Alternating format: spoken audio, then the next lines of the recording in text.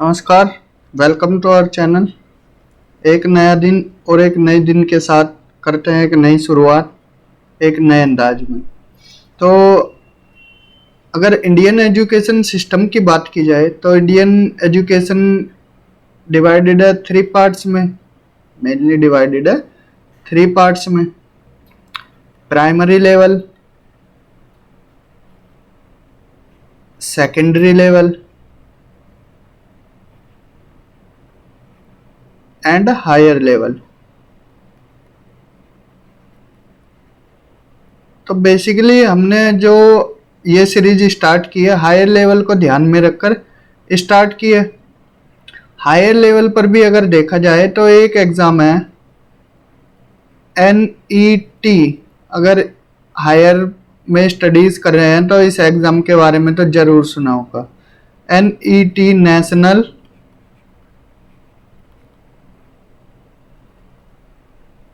Eligibility test.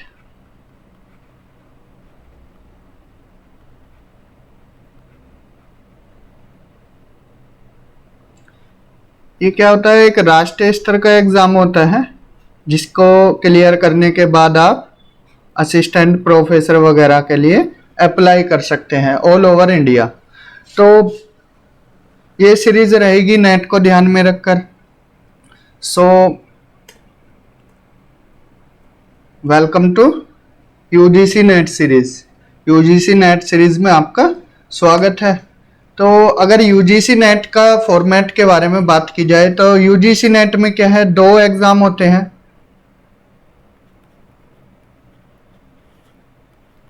To exams होते हैं।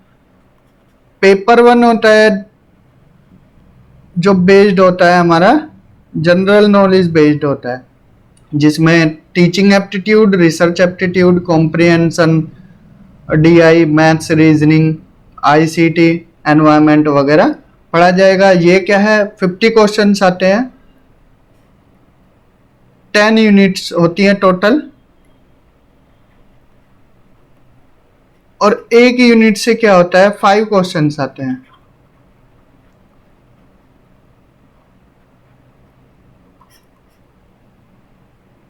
और एक क्वेश्चन होता है 2 मार्क्स का। तो टोटल मार्क्स कितने हुए? 100 मार्क्स हो गए। ये तो था पेपर वन के बारे में। पेपर टू होता है जिसमें क्या है, आपका सब्जेक्ट बेस्ड होता है। लाइक आपका ज्योग्राफी, हिस्ट्री, पॉलिटी, जो भी सब्जेक्ट है उससे क्या है 100 क्वेश्चन होते हैं। और ये भी एक क्वेश्चन 2 मार्क्स का होता है, तो टोटल 200 मार्क्स। तो पूरा पेपर कितना हो गया? 300 मार्क्स का होता है, जो कि आपको 3 आवर्स में कंप्लीट करना होता है।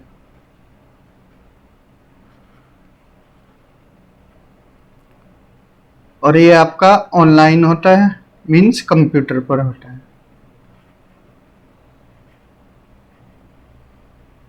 तो एक क्वेश्चन 2 मार्क्स का, और कोई नेगेटिव मार्किंग नहीं होती है। आप 150 के 150 क्वेश्चंस अटेम्प्ट करोगे तो राइट रॉन्ग देखा जाएगा, एक भी छोड़ के नहीं आना चाहिए जब नेगेटिव मार्किंग नहीं होती।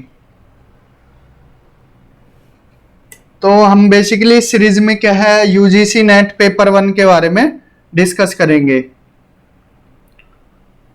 जो कि 50 क्वेश्चंस होते हैं। तो ये होता क्या है कि पेपर टू पे अच्छी कमांड होती है लोगों की, स्टूडेंट्स की पेपर टू पर कमांड अच्छी होती है क्योंकि वो आपके सब्जेक्ट का होता है। लेकिन क्या होता है कि पेपर वन पर कमांड नहीं बना पाते, जिसकी वजह से आपका नेट क्लियर नहीं होता, और अगर हो भी जाता है तो वो JRF में या किसी अदर फेलोशिप में कन्वर्ट नहीं हो पाता। तो हमारा फोकस मेनली रहेगा JRF क्लियर कराना। तो पेपर वन में अगर देखा जाए तो 35 to 40 क्वेश्चन का टारगेट होना चाहिए। अगर इसके बीच में रहे तो आपका JRF नहीं रुकेगा, अगर आपके सब्जेक्ट में 60 से 65 के आसपास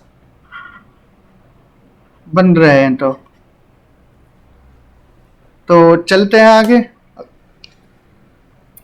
अगर यूजीसी नेट के सिलेबस की बात की जाए तो हम पहले ही बता चुके, टोटल यूनिट कितना होता है, 10 यूनिट होता है। एक यूनिट में 5 क्वेश्चंस होते हैं और एक क्वेश्चन 2 मार्क्स का होता है और कोई नेगेटिव मार्किंग नहीं होती है। तो बात करते हैं यूनिट 1 की। बेसिकली यूनिट 1 क्या है, टीचिंग एप्टीट्यूड पर बेस्ड है। टीचिंग एप्टीट्यूड में हम क्या क्या देखेंगे, टीचिंग एप्टीट्यूड में हम टीचिंग के कॉन्सेप्ट देखेंगे कि टीचिंग होती क्या है, इसके ऑब्जेक्टिव्स क्या होते हैं, मीन्स हम टीचिंग पढ़ क्यों रहे हैं, इसमें क्या है ऑब्जेक्टिव्स में हम ब्लूम्स टैक्सोनॉमी, ये इंपॉर्टेंट है, ब्लूम्स टैक्सोनॉमी, गैगने का कॉन्सेप्ट, ये सब डिटेल में डिस्कस करेंगे। देन मूव करेंगे लेवल्स ऑफ टीचिंग की तरफ कि टीचिंग्स के कितने लेवल होते हैं। बेसिकली 3 लेवल्स होते हैं, memory level teaching, understanding level teaching और reflective level teaching. Memory level teaching में क्या होता है, हम प्राइमरी बेस्ड पे पढ़ते हैं तो इसमें क्या है रोट लर्निंग पर ध्यान दिया जाता है, मतलब रटने पर ज़्यादा फोकस कराते हैं।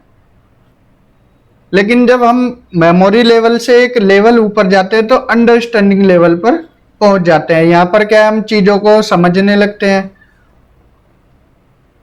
और देन रिफ्लेक्टिव लेवल पर, ये क्या होता है, हायर लेवल पर पहुंचकर रिफ्लेक्टिव लेवल टीचिंग होती है। देन इसके बाद हम मूव करेंगे कैरेक्टरिस्टिक्स ऑफ टीचिंग, क्या विशेषताएं होती हैं टीचिंग की, एंड बेसिक रिक्वायरमेंट्स क्या क्या हैं। देन आगे मूव करेंगे हम, ये तो था टीचर बेस्ड, अब हम लर्नर की तरफ जाएंगे।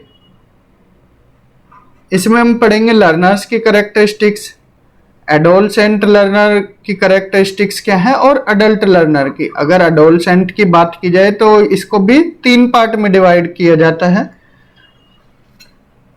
एडोलसेंट लर्नर को 12 से 14 और 14 से 16 एंड 16 से 19 के बीच में ये क्या है, एडोलसेंट लर्नर है। एंड अडल्ट लर्नर मीन्स इनका एकेडमिक क्या है, सोशल डिफरेंसेस क्या क्या है, एकेडमिक पर क्या होता है कि कोई बच्चा की कैचिंग पावर ज़्यादा अच्छी होती है और किसी की कम होती है। तो यहाँ पर हम लर्नर्स को ध्यान में रखकर सभी को इक्वल मानकर पढ़ाएंगे। और इमोशनल टच कैसा है, कॉग्निटिव मेथड क्या है, और इंडिविजुअल डिफरेंस अलग अलग होता है ना, कोई ज़्यादा हायर इंटेलिजेंट हो जाता है, ज़्यादा इंटेलिजेंट कोई कम होता है, किसी कैचिंग पावर अच्छी होती है, किसी कोई टाइम ज़्यादा लेता है, ठीक है, चीज़ें समझने में। तो हम यहाँ लर्नर्स की कैरेक्टरिस्टिक डिटेल में डिस्कस करेंगे। देन मूव करेंगे सब पार्ट 3 की तरफ, factors affecting teaching related to teacher, means क्या कौन कौन से फैक्टर हैं जो अफेक्ट करते हैं टीचिंग को। इसमें क्या है, टीचर का मेन रोल होता है, देन लर्नर आते हैं, टीचर और लर्नर तो प्राइमरी होते हैं, देन सपोर्ट मटेरियल। अब ये भी देखना है कि क्लासरूम में पढ़ा रहे हैं और ना ही डस्टर है ना ही बोर्ड है, तो कैसे पढ़ाएंगे, ये सपोर्ट मटेरियल हो जाते हैं। इंफ्रास्ट्रक्चर फैसिलिटीज मीन्स स्कूल की हालत कैसी है, टॉयलेट फैसिलिटीज है नहीं है, बेंच है नहीं है, ये सब चीजें भी अफेक्ट करती हैं हमारी टीचिंग को। लर्निंग एनवायरनमेंट कैसा है, अगर सारे बच्चे क्या है इंटेलिजेंट है एक से एक, तो उनमें कंपटीशन रहेगा कि हम आगे निकलेंगे, हम आगे। और अगर इंस्टीट्यूशन में भी आसपास एजुकेशनल इंस्टीट्यूशन है तो उनमें भी क्या है कंपटीशन रहेगा कि हमारा इंस्टीट्यूशन आगे है, तो ये चीजें अफेक्ट करती हैं। लर्निंग एनवायरनमेंट भी अफेक्ट करता है। देन मूव करेंगे methods of teaching in institution of higher learning, कौन कौन से मेथड है, टीचर सेंटर्ड होगा और लर्नर सेंटर्ड होगा। तो यहाँ पर हम क्या करेंगे, teacher centred VS versus learner centred method को पढ़ेंगे, अलग अलग पढ़ेंगे बेसिकली इनको, लेकिन फिर इनको कंपेयर करा देंगे हम। ऑफलाइन टीचिंग कैसी होती है और ऑनलाइन मेथड्स कैसे होते हैं, ठीक है, कोविड के टाइम पर क्या देखा होगा कि ऑनलाइन मेथड काफी चला था, इवन अभी भी थोड़ा थोड़ा चल रहा है ऑनलाइन मेथड। तो बेस्ट कौन सा होता है ये देखेंगे, ऑनलाइन होता है ऑफलाइन होता है। और इसके बाद क्या है, गवर्नमेंट ने इनिशिएटिव चलाए हुए हैं ऑनलाइन, तो स्वयं है, स्वयं प्रभा है, मूक्स है। ठीक है, ये होते क्या है, ये जब हम डिस्कस करेंगे डिटेल में तब बताएंगे। Teaching support system, traditional method कैसे पढ़ाते थे, चौक और बोर्ड की हेल्प से। देन मॉडर्न हुआ थोड़ा, अब क्या है, डिजिटल बोर्ड आ चुके हैं और प्रोजेक्टर टाइप आईसीटी बेस्ड हो गया है। ठीक है, online learning, information and communication technology based. Then move करेंगे इवोल्यूशन सिस्टम की तरफ। ये क्या है, हमारा लास्ट पार्ट है यूनिट 1 का, इवोल्यूशन सिस्टम, इवोल्यूशन करना। ठीक है, elements and types of evolution पढ़ेंगे इसमें कि इवोल्यूशन के टाइप्स क्या होते हैं और एलिमेंट्स क्या क्या होते हैं। जो हमारा सीबीसीएस सिस्टम आया है, इसमें इवोल्यूशन का क्या रोल है, evolution in choice based credit system. अब क्या है, सीजीपीए वगैरह में नंबर आ रहे हैं, पहले क्या था परसेंटेज होती थी, अब क्या है सीजीपीए बेस्ड है। तो ये सीबीसीएस सिस्टम आ गया, तो इसका मतलब इसमें इवैल्यूएशन का क्या रोल है, इवैल्यूएशन इन सीबीसीएस, जो ग्रेजुएशन वगैरह पोस्ट ग्रेजुएशन में सीजीपीए वगैरह देते हैं। कंप्यूटर बेस्ड टेस्टिंग होगा। एंड इनोवेशन क्या है, किसमें, इवैल्यूएशन सिस्टम में क्या क्या इनोवेशन हुआ है। तो बेसिकली टीचिंग एप्टीट्यूड को हम कवर कर लेंगे 15 से 20 डेज में, काफी डिटेल में पढ़ाएंगे with the help of notes. फिर क्वेश्चन प्रैक्टिस कराए जाएंगे, 1-2 बुक बता दी जाएगी आपको कौन सी बेस्ट बुक रहेगी, और एक प्रैक्टिस के लिए बुक बता दी जाएगी, और प्लस अपने जो हैंडमेड नोट्स है जिसकी हेल्प से मेरा नेट और फेलोशिप क्लियर हुआ था, तो वो आपको शेयर कर दिए जाएंगे। तो टीचिंग एप्टीट्यूड 15 से 20 दिन लेंगे, काफी डिटेल में डिस्कस करेंगे इसको। देन मूव करेंगे हम यूनिट 2 की तरफ। यूनिट 2 में क्या है, रिसर्च एप्टीट्यूड है। रिसर्च एप्टीट्यूड हमने मास्टर्स के 4th सेमेस्टर में पढ़ा था, इवन अब पीएचडी में भी हम क्या है रिसर्च एप्टीट्यूड पढ़ते हैं। लेकिन नेट क्लियर करना है तो रिसर्च एप्टीट्यूड पहले ही पढ़ना होगा, मास्टर्स में पढ़ा होगा या फिर यहाँ पर डिटेल में कराया जाएगा। रिसर्च एप्टीट्यूड में क्या है पढ़ेंगे हम, मीनिंग ऑफ रिसर्च, रिसर्च का मीनिंग क्या होता है। ठीक है, बेसिकली रिसर्च का मीनिंग होता है री प्लस सर्च। सिंपल शब्दों में बोले, कोई एक प्रॉब्लम है उसका सॉल्यूशन निकालना। ठीक है, किसी भी सर्च शोध पर फिर से शोध करना।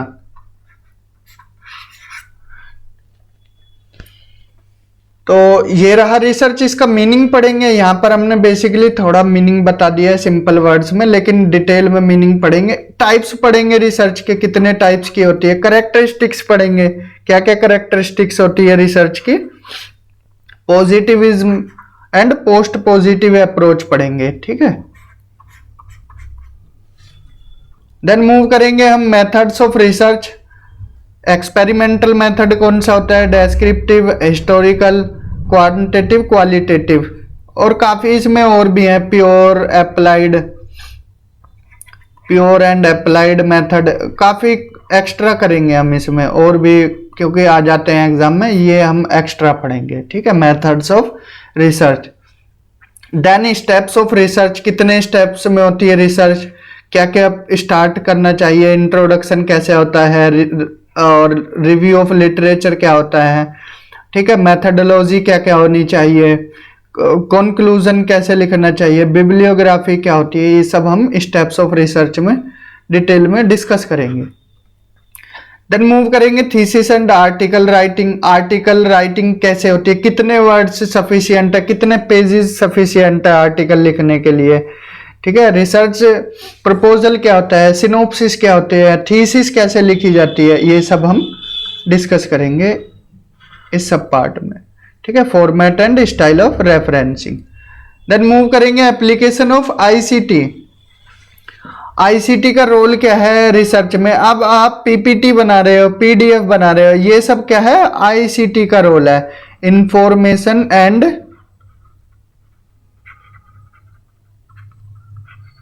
Communication technology. अब क्या है, आप अपनी थीसिस लिख रहे हो रिसर्च की, या फिर प्रपोजल बना रहे हो, ठीक है, रिसर्च प्रपोजल या सिनॉप्सिस बना रहे हो, तो क्या करोगे? कंप्यूटर का यूज करे होगा, ठीक है। इसमें क्या है, आपको टेबल करनी है, एमएस एक्सेल, एमएस वर्ड का यूज, तो ये क्या है, आईसीटी का यूज आपकी रिसर्च में कैसे है, ठीक है। तो ये सब इसमें पढ़ेंगे।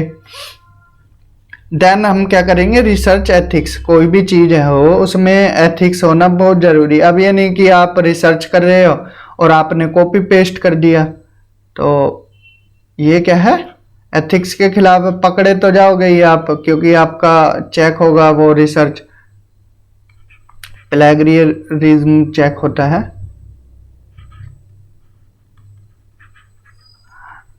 तो रिसर्च एथिक्स पढ़ेंगे। देन मूव करेंगे हम यूनिट 3 की तरफ। यूनिट 3 में बेसिकली क्या है, कॉम्प्रिहेंशन है। आपको एक कोई अनसीन पैसेज दे दिया जाएगा, ठीक है, आपको एक पैसेज दे दिया जाएगा और इसके 5 क्वेश्चन होंगे।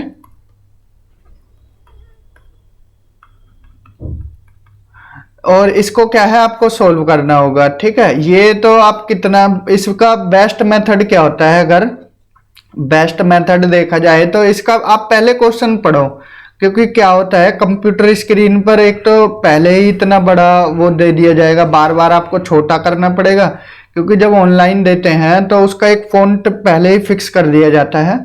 जब एग्जाम दिया हमने तो उसमें क्या है, बार बार उसको छोटा कर रहे, कभी इधर ले जाना पड़ रहा है स्क्रीन को, कभी इधर, क्योंकि छोटा तो हो नहीं रहा था फोन, तो काफी टाइम लग जाता है। तो पहले आप क्या करना, क्वेश्चन को पढ़ना ध्यान से कि पूछ क्या रहा है, वो ध्यान में रखकर फिर देन पैसेज को पढ़ोगे तो वो आप बेस्ट अटेम्प्ट करोगे। तो आप क्या है, पहले अगर पैसेज पढ़ रहे हो, फिर देन क्वेश्चंस पे आ रहे हो, और देन फिर पैसेज, तो आपको पढ़ना ही पड़ेगा।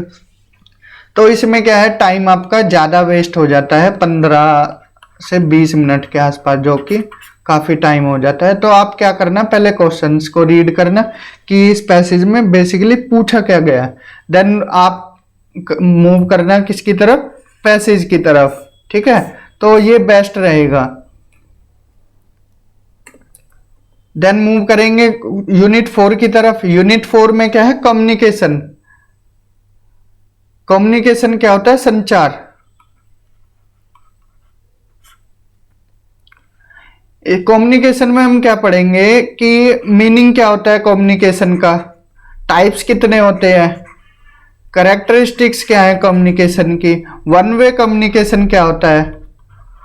अब हम आपको पढ़ा रहे हैं, ये कौन सा कम्युनिकेशन है, ये वन वे है, क्योंकि हम बोले जा रहे हैं और आप सुन रहे हो बस। टू वे क्या होता है, जो क्लासरूम टीचिंग होती है वो टू वे होती है, टू वे कम्युनिकेशन। उसमें क्या है, टीचर भी बोलते हैं और स्टूडेंट्स भी पार्टिसिपेट करते हैं, तो वो टू वे हो जाती है, ठीक है। फोन पे बात कर रहे हैं वो टू वे है, ठीक है। यहाँ ऑनलाइन पढ़ा रहे हैं वो वन वे कम्युनिकेशन है। तो ये भी हम अच्छे से with the help of examples पढ़ेंगे। देन मूव करेंगे इफेक्टिव कम्युनिकेशन की तरफ। वर्बल कम्युनिकेशन कौन सी होती है और नॉन वर्बल कौन सी होती है। वर्बल जो हम बोल के करते हैं, नॉन वर्बल जो बिना बोले। एक जेस्चर की हेल्प से भी कम्युनिकेशन होती है, जो सिंबल वगैरह की हेल्प से। अब जेस्चर है, कोई आपसे पूछे चाय पियोगे, तो आप गर्दन क्या है यूं हिला दोगे, मतलब इधर की तरफ, राइट की तरफ और लेफ्ट की तरफ, इसका मतलब है मना। अगर गर्दन नीचे कर दोगे तो वो हो जाएगा हाँ। तो ये जेस्चर कम्युनिकेशन है, ठीक है। सिंबल की हेल्प से, रेड लाइट ग्रीन लाइट जो लगी होती है, ये सिंबल कम्युनिकेशन होता है। देन मूव करेंगे intercultural and group communication. Group में कम्युनिकेशन होती है, काफी स्टूडेंट्स जो हैं ग्रुप कम्युनिकेशन करते हैं, तो ये ग्रुप। एक क्लासरूम कम्युनिकेशन सभी बच्चों के साथ जो होती है, तो ये हम कम्युनिकेशन में डिटेल में अच्छे से पढ़ेंगे। देन मूव करेंगे बैरियर्स टू इफेक्टिव कम्युनिकेशन। अब बैरियर्स क्या क्या होते हैं? बैरियर्स बोले तो एक तरह से हर्डल्स, मीन्स क्या क्या दिक्कतें आती है कम्युनिकेशन में। अब आप क्या है, एक दूसरे से फोन पे बातें कर रहे हो और क्या है कि डीजे बज रहा है, तो डीजे बज रहा है तो ये क्या हो गया, एक तरह से बैरियर का काम कर रहा है, ठीक है, नॉइस होना। अब हम आपको पढ़ा रहे हैं और क्या है कि इलेक्ट्रिसिटी चली जाए या हमारा इंटरनेट कट हो जाए तो क्या होगा, ये भी एक तरह से बैरियर है, क्योंकि हमारे कम्युनिकेशन में बैरियर का काम कर रहा है, ठीक है। ये तो थे बैरियर टू इफेक्टिव कम्युनिकेशन। तो बैरियर्स को हम एक लेक्चर में अच्छे से पढ़ेंगे। देन मूव करेंगे मास मीडिया एंड सोसाइटी की तरफ। मास मीडिया क्या है? मास से ही पता लग रहा है, मास, ग्रुप ऑफ पीपल, ठीक है। आजकल क्या है, मास मीडिया का प्रचलन है, ठीक है। तो मास मीडिया के एग्जाम्पल देखा जाए तो आप यूट्यूब है और टीवी है, ये क्या है, और न्यूज चैनल है, ये सब मास मीडिया का एग्जाम्पल्स हैं। देन हम मूव करेंगे यूनिट 5 की तरफ, मैथमेटिकल रीजनिंग एंड एप्टीट्यूड। इस यूनिट से काफी लोग डरते हैं। ये 3 यूनिट ऐसी हैं, 5th unit, 6th unit and 7th unit. इन लोगों से, इन यूनिट से, तीनों से काफी लोग डरते हैं, क्योंकि मैथ्स नहीं पढ़ी हमने तो कैसे होगा, छोड़ देते हैं। जो बेसिक क्वेश्चन भी आते हैं जो आप कर भी लोगे, लेकिन एक फोबिया बना होता है आपका कि हमसे नहीं होगा। क्यों नहीं होगा? होगा, जरूर होगा। फोबिया अगर पहले से ही बना के बैठ जाओगे कि मैथ से डर लगता है, नहीं हो पाएगा, सब हो पाएगा। ये 3 यूनिटी मार्क्स आपके बढ़ाते हैं। तो क्या हुआ था, जो हमारा एग्जाम हुआ था 5 जैन को, तो इसमें क्या है कि पहले ही डीआई आ गया और डीआई के बाद मैथ्स के क्वेश्चन।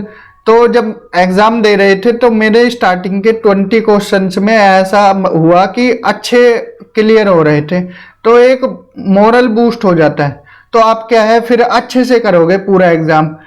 तो अगर आप स्टार्टिंग में ही अच्छा कर लोगे तो आपका मोरल बूस्ट हो जाएगा और आप एग्जाम को क्लियर कर जाओगे। तो मैथ्स में 12 में से 11 सही हुए थे, तो एक वो भी लैंग्वेज समझ नहीं पाए, इस वजह से गलत हो गया था। लेकिन मैथ्स ने की वजह से पेपर 1 में काफ़ी अच्छा स्कोर हो गया था, जिसकी वजह से नेट और फेलोशिप हमारा क्लियर हुआ। तो आप फोबिया ना बना के, ये बेसिक टॉपिक्स है, इन पर डिस्कस करेंगे अच्छे से और कवर हो जाएगा आपका। तो इसमें क्या है, हम टाइप्स ऑफ रीजनिंग पढ़ेंगे। यूनिट 5 में क्या है, टाइप्स ऑफ रीजनिंग। और इसमें क्या है, नंबर सीरीज, मतलब ये क्या है, रीजनिंग के टॉपिक्स है। Number series, letter series, codes और रिलेशनशिप, ये 4-5 टॉपिक है, इसी से क्वेश्चन बनते हैं। अगर आ गया तो सीटिंग प्लान पे और आ जाएगा,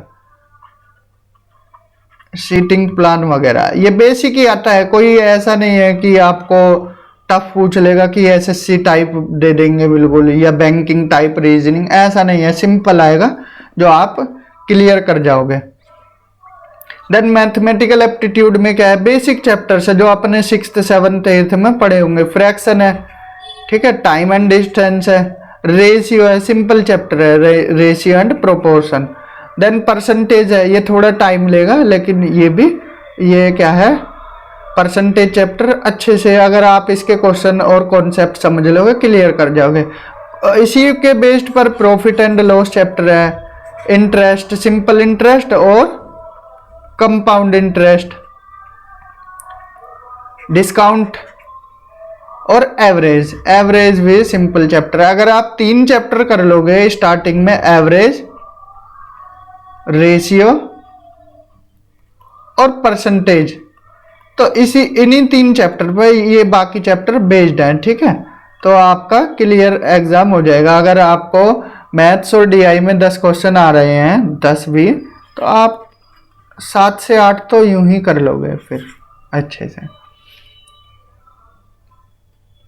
देन मूव करेंगे यूनिट 6 की तरफ। ये भी क्या है, लॉजिकल रीजनिंग है। इसमें क्या है, understand and structure of argument. ये क्या है, बेसिकली इससे इतना पूछेंगे नहीं, तो इसमें भी क्या है, जो रीजनिंग के क्वेश्चन है वही डाल देते हैं। ये जो सिलेबस है ये वाला पूरा, ये डराने के पर्पज से एक तरह से, कि हमने भी पढ़ा था, लेकिन ये क्या है देखने में ही आप, इससे क्या है विन डायग्राम से क्वेश्चन बन सकते हैं, ठीक है, एनालॉगी से बन सकते हैं। और ये क्या है थोड़ा हिस्टोरिकल चला जाएगा, ठीक है, परसेप्शन क्या है, इन्फ्रेंस क्या है, और कंपैरिजन क्या है, वर्बल टेस्टिमनी क्या है, इम्प्लीकेशन और नॉन एप्रीहेंशन, और अनुमान, इन्फ्रेंस, इसके स्ट्रक्चर और काइंड पढ़ेंगे, इनको भी डिटेल में, फालेसीज वगैरह। तो ये क्या है, इससे जब हमने एग्जाम दिया तो इतने क्वेश्चन नहीं बने, इसमें बेसिकली रीजनिंग से ही पूछा गया था। ठीक है, मूव करते हैं आगे यूनिट 7 की तरफ। यूनिट 7 क्या है, DI है, डाटा इंटरप्रिटेशन। ये क्या है, आप 8th 9th 10th क्लास में पढ़ लेते हो। DI में क्या क्या पढ़ेंगे आप, क्लासिफिकेशन ऑफ डाटा, डेटा और क्वांटिटेटिव एंड क्वालिटेटिव डाटा कौन सा होता है, और इसमें क्या है बार चार्ट पढ़ेंगे, histogram, pie chart, table chart और लाइन चार्ट ये पढ़ेंगे, और डेटा की मैपिंग पढ़ेंगे। ठीक है, देन एक आपको DI दे देंगे और उसके 5 क्वेश्चन दे देंगे। DI के 5 क्वेश्चन तो वो आपको सोल्व करने होंगे, इवन आंसर ही क्वेश्चन में छुपा हुआ होता है, बस आपको फोकस करना होता है क्वेश्चन पर। आप 5 में से 5 कवर कर दोगे अगर DI अच्छे से प्रैक्टिस कर लिया तो। एंड डेटा एंड गवर्नेंस, तो ये थियोरटिकल थोड़ा कम पूछते हैं, DI दे देते हैं, उसी के बेस्ड पर क्वेश्चन होते हैं। देन यूनिट 8 की तरफ, ये इंपॉर्टेंट है, ये थोड़ा करंट अफेयर से भी बेस्ड है, ICT। इसमें करंट अफेयर्स के भी क्वेश्चन बन सकते हैं ICT में। ये क्या होता है बेसिकली, इसमें क्या पढ़ेंगे हम, जनरल एब्रीवेशन और टर्मिनोलॉजीज पढ़ेंगे। ICT क्या होता है बेसिकली, हम इसको सिंपल लैंग्वेज, लेमन लैंग्वेज में कंप्यूटर ही बोल देते हैं। ठीक है, तो इसमें क्या है कि HTTP, HTML, MS Word, MS Excel ये सब पढ़ेंगे, और कुछ फुल फॉर्म्स वगैरह और कुछ टर्मिनोलॉजी जो इम्पोर्टेंट है ICT की लैंग्वेज में। फिर हम बेसिक्स ऑफ इंटरनेट पढ़ेंगे, internet, intranet, email, audio video conferencing. Then digital initiative क्या क्या लिए गए हैं हायर एजुकेशन में, ठीक है, जो अभी हम बता रहे थे, मूक्स वगैरह, मूक्स, स्वयं प्रभा,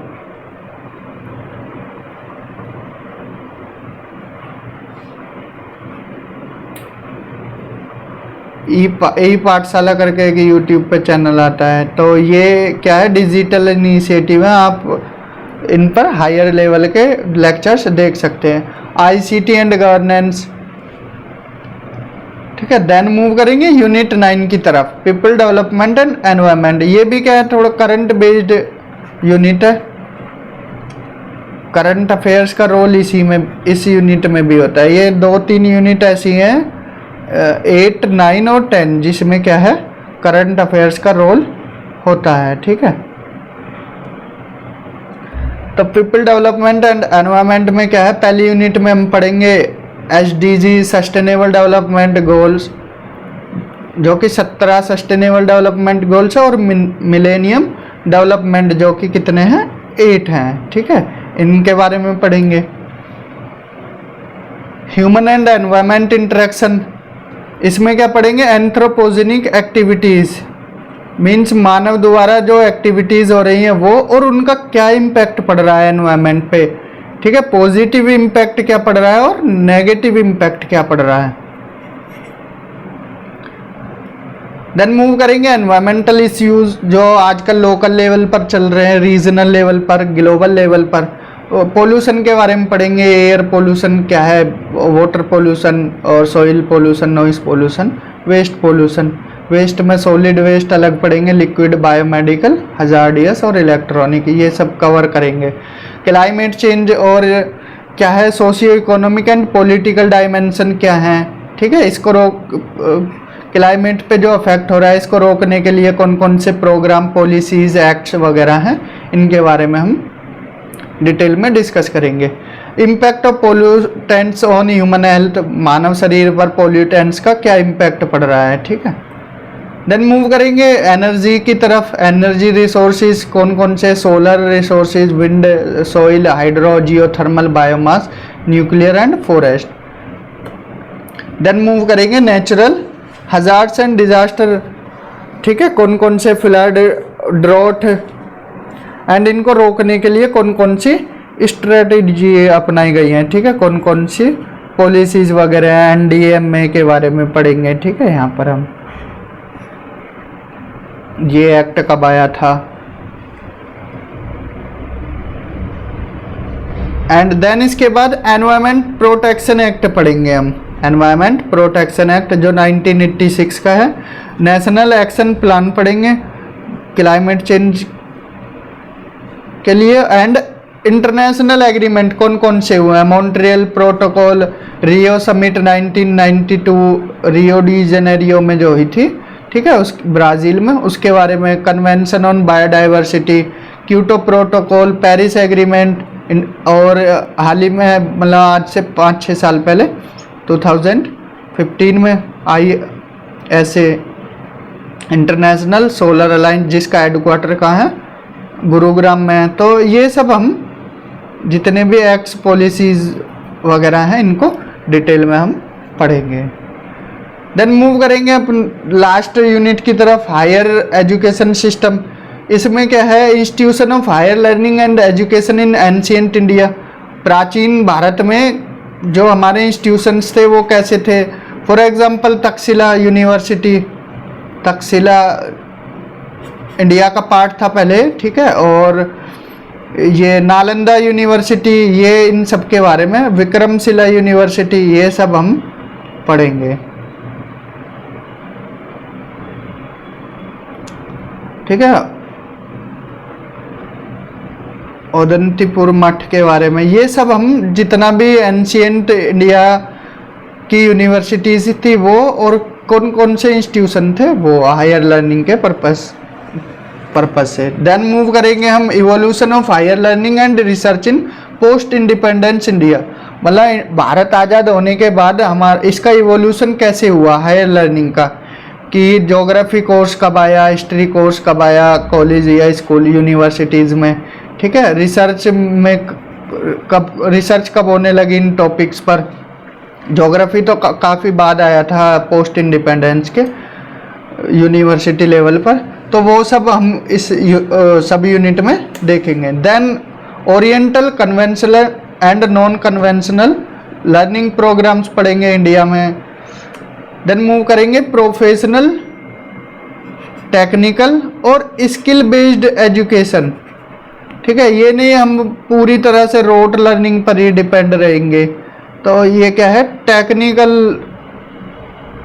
लर्निंग सीखेंगे, मतलब टेक्निकल लर्निंग कैसे इवॉल्व हुई, ठीक है। Skill based learning with the help of examples. Value education and environmental education, ठीक है, ये इम्पोर्टेंट है काफ़ी, एनवायरमेंटल एजुकेशन। देन पढ़ेंगे हम पॉलिसीज़, कौन कौन सी पॉलिसीज़ हैं हायर एजुकेशन से रिलेटेड, गवर्नेंस और एडमिनिस्ट्रेशन। तो ये तो हमारा सिलेबस की बात रही, ठीक है। तो यहाँ हमने सिलेबस डिस्कस किया। तो टोटल यूनिट कितना है, 10 यूनिट है, और एक यूनिट से कितने क्वेश्चन, 5 क्वेश्चन, और एक क्वेश्चन 2 मार्क्स का।